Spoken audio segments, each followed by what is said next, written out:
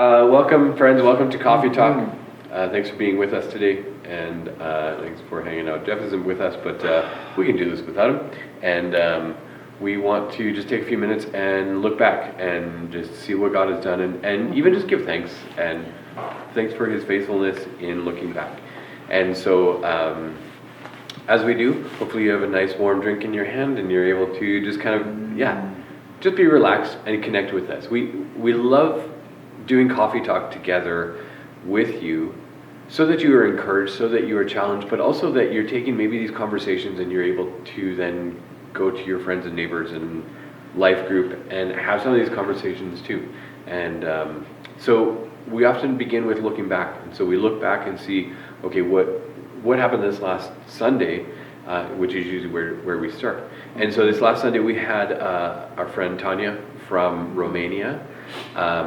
Her and Paul have been in Romania for 10, 11 years now, and so more than anything, I think that's worthwhile just saying thanks God for that. Yeah. Thanks God for the fact that we're all much older, but also that there's just an amazing legacy that they've kind of built up there. She began to talk about what happened at the beginning and how it all kind of came about, and the processes that they use a lot over the last 10 years, and I'm so thankful that we had the opportunity to partner with them during that time. And they're switching to something else, but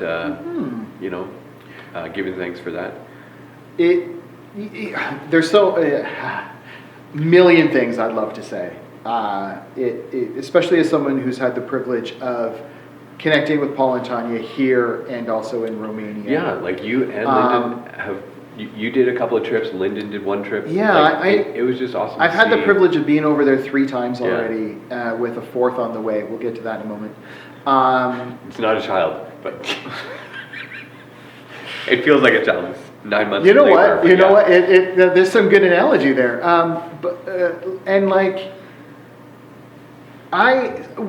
So many things about this last Sunday. I love that Tanya got up and in the midst of the sermon she was sharing, also did a better pitch for the trip we have coming up than I did the week before. Yeah. And I feel like that is a lot of who she is in her communication ability, just to kind of just present so well something that we often, or I often stumble around with.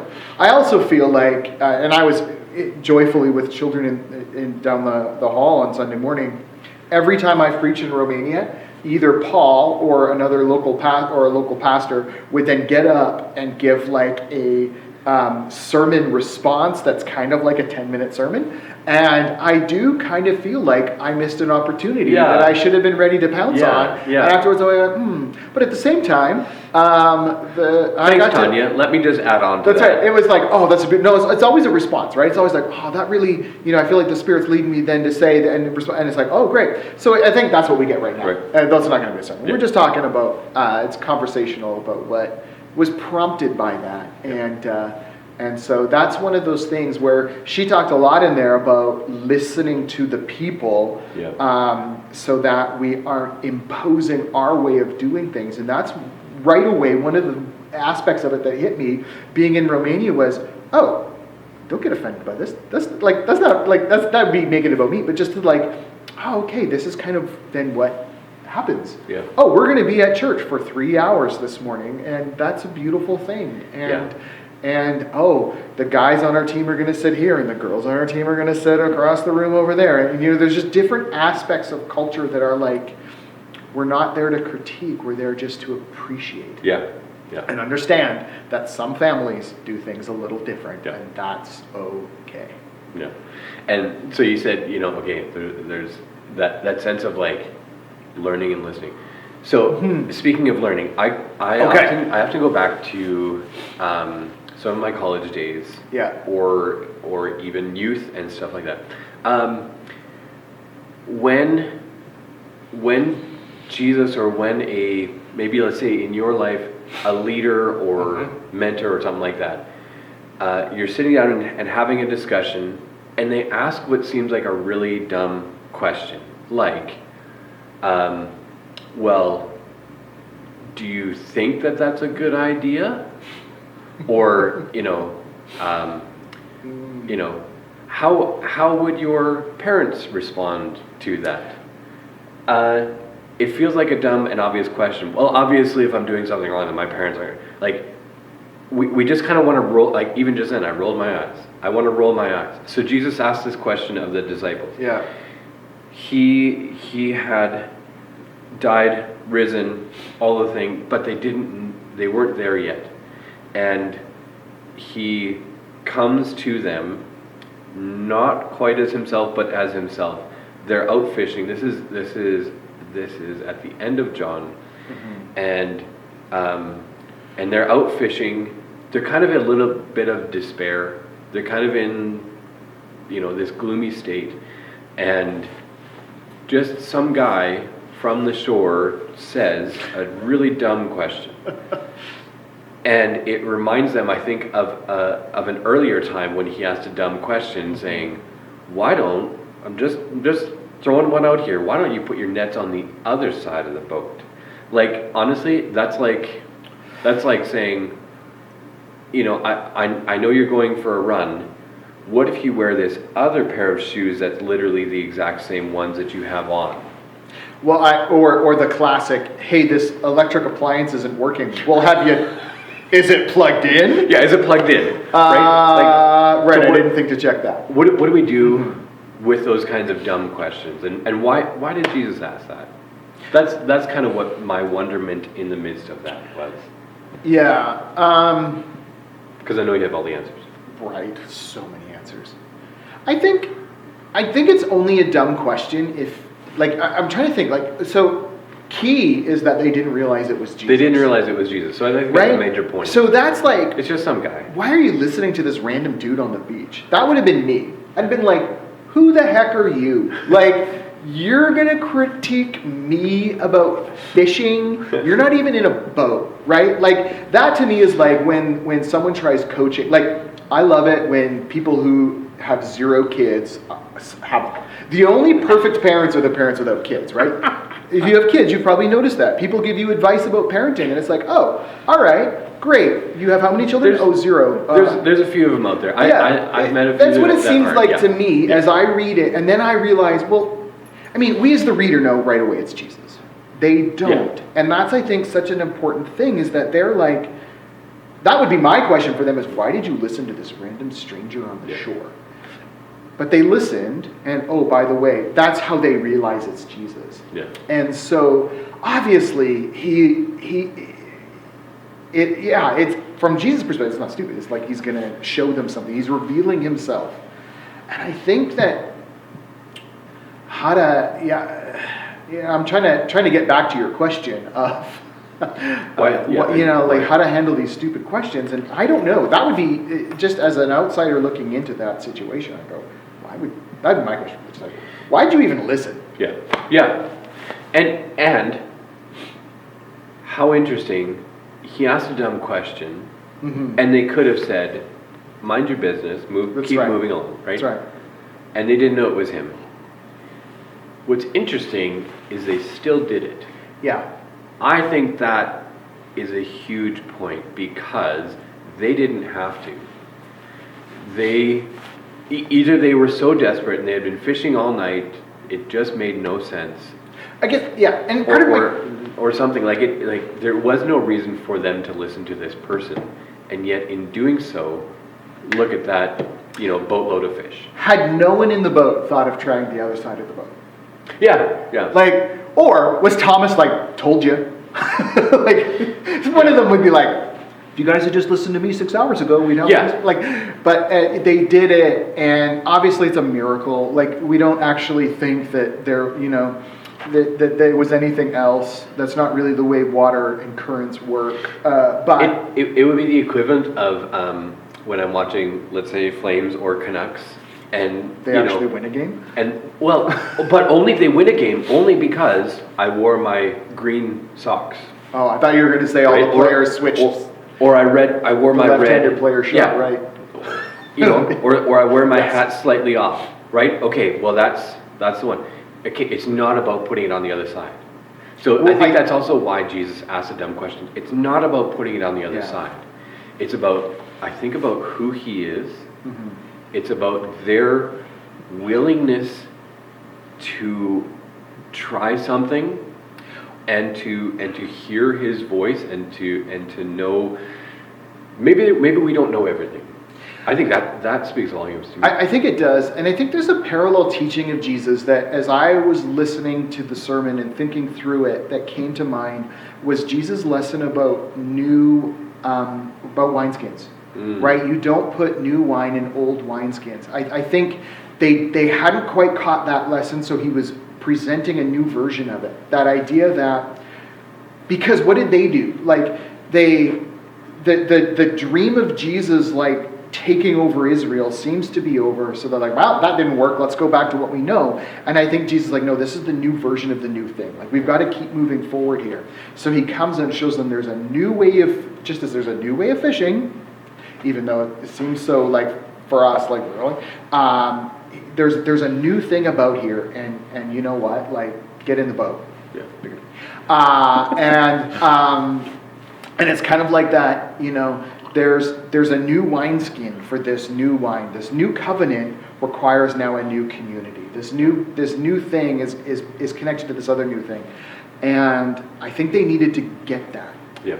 And so he really needed to kind of, once again, nudge them towards it, and he took the opportunity of this miracle in the midst of what they knew, the fishing. Yeah. I would also jump to another thought beyond that, speaking on the boat theme.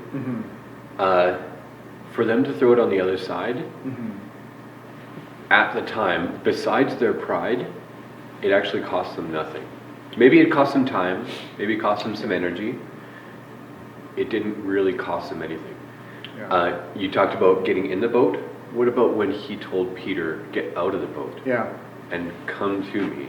Yeah. You know, that cost him a lot. That could have cost him his life. And yet, Jesus still challenged that thought of, like, Peter, you don't know everything that you see. Your eyes are, Yeah.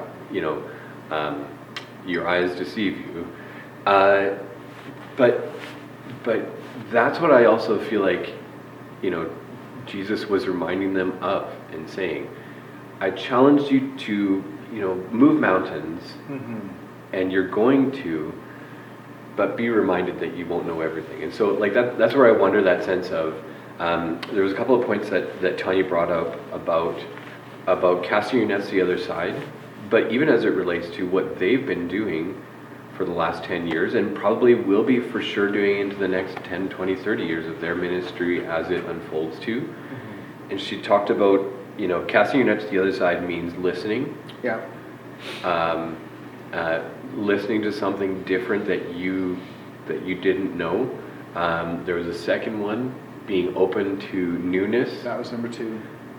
That's a tough one too, because then we're like, we want what's familiar, which is also interesting.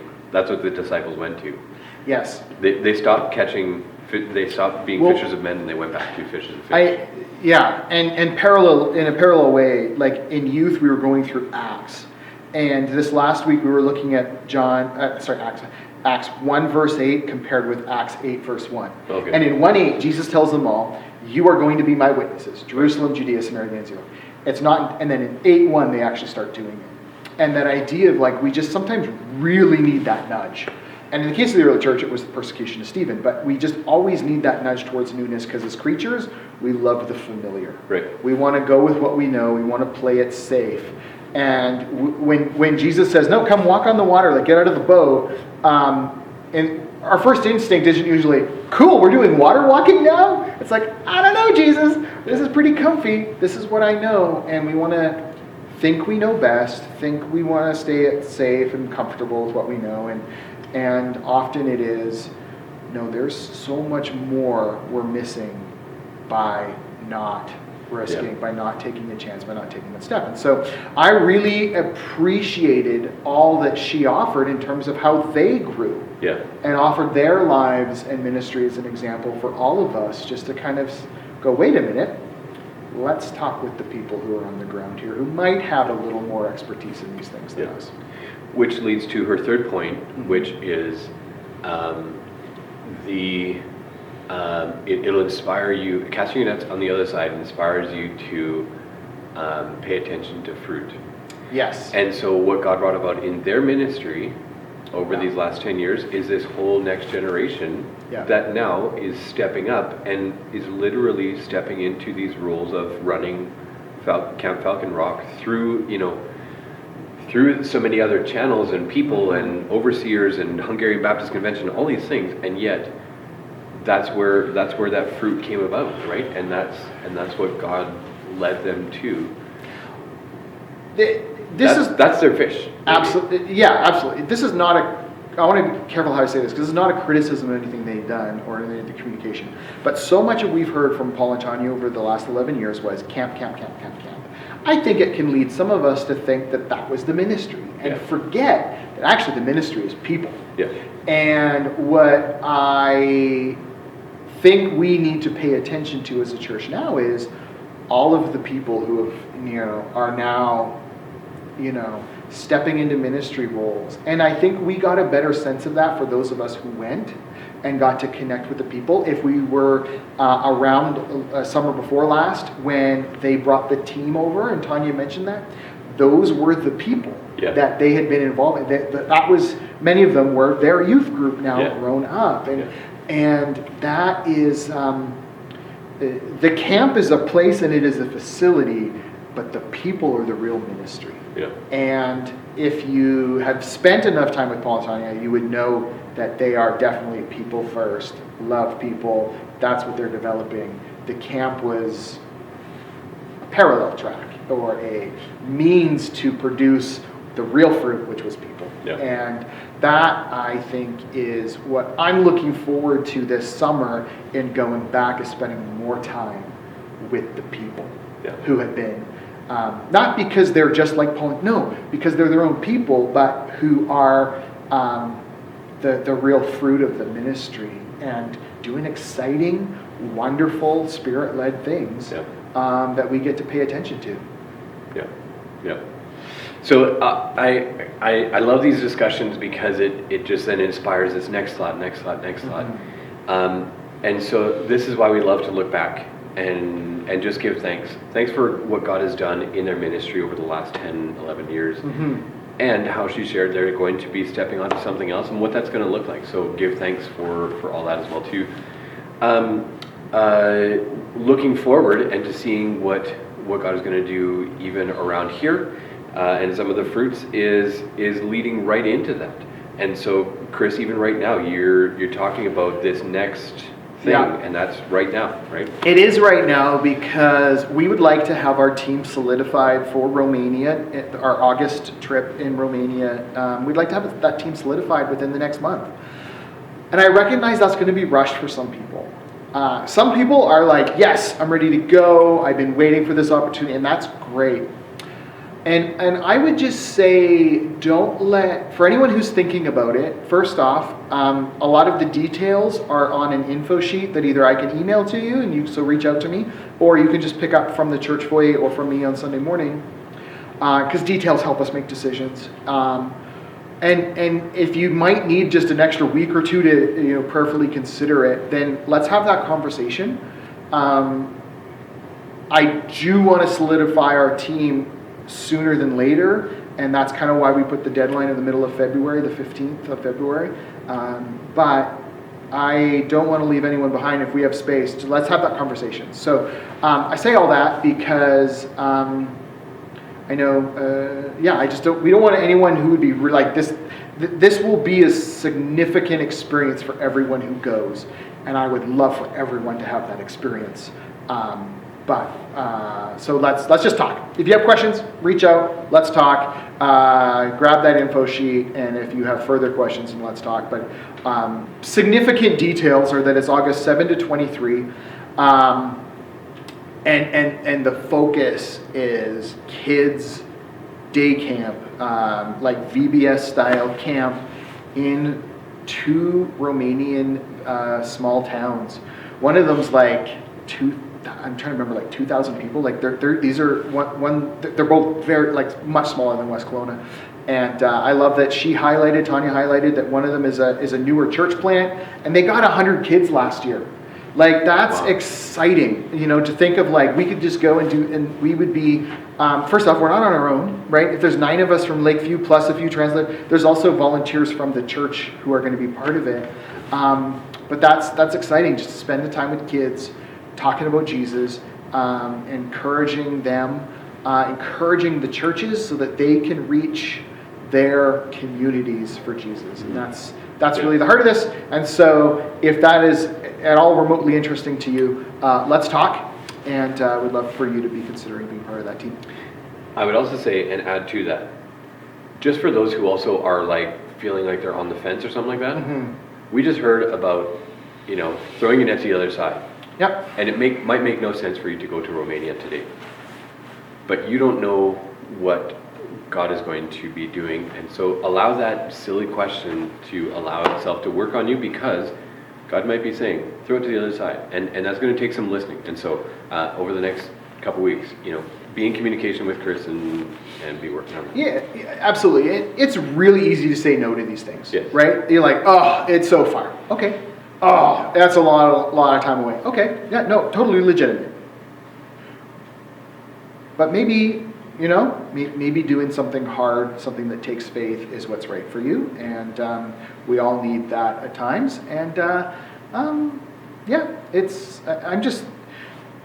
there's a lot of work we're in right now to get there. But it is, I can already kind of see some of what is good, what the good things are going to come out of it. And it'll be stretching for everybody who goes, but it'll also be really enjoyable. Yeah.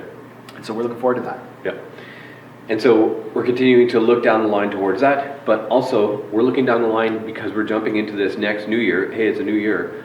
What that also means is we are gathering on January 25th for an AGM.